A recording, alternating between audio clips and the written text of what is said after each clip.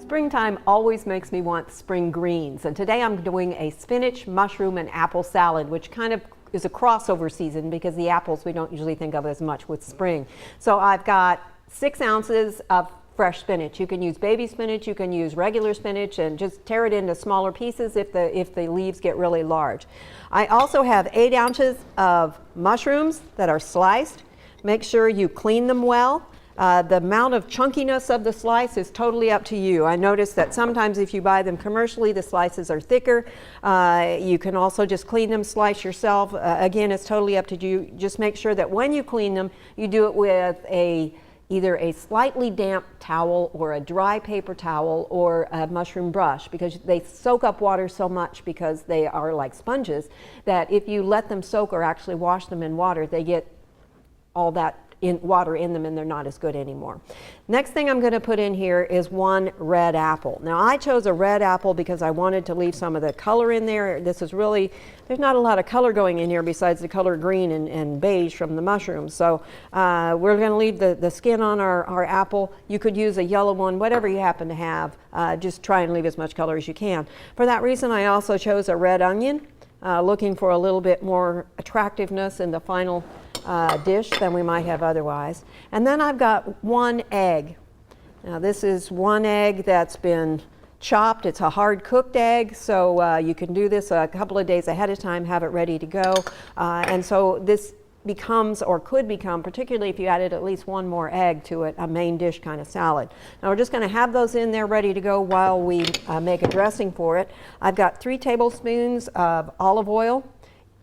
Now I'm going to use, this one is a mild flavored olive oil, but this is a kind of salad where you could use something that's got a lot more boost of flavor to it. I'm also adding 2 tablespoons of cider vinegar. In this case, you could use a champagne vinegar. You can even use a balsamic vinegar.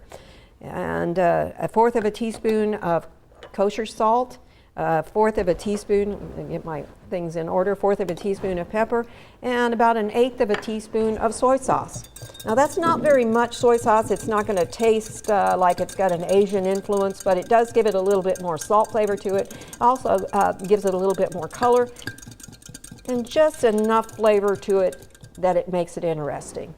Whisk those together. This is a temporary emulsion, so don't anticipate you can do that before you do all the rest of the things, or it's just going to come back apart on you and you're going to have to whisk it again. And then it's simply a matter of tossing it. Now, as I said, you could add more eggs to this. You could also add some grilled chicken to it.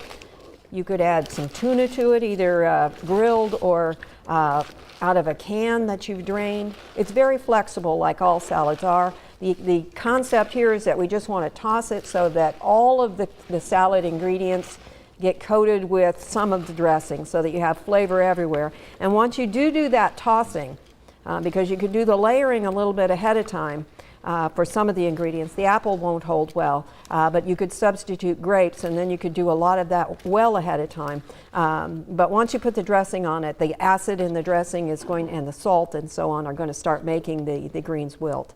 So this becomes a terrific salad. I hope you'll give this one a try. It's very refreshing. It could be a lunch salad, it could be a dinner salad, or if you want to serve smaller plates of it, put it as a side salad too.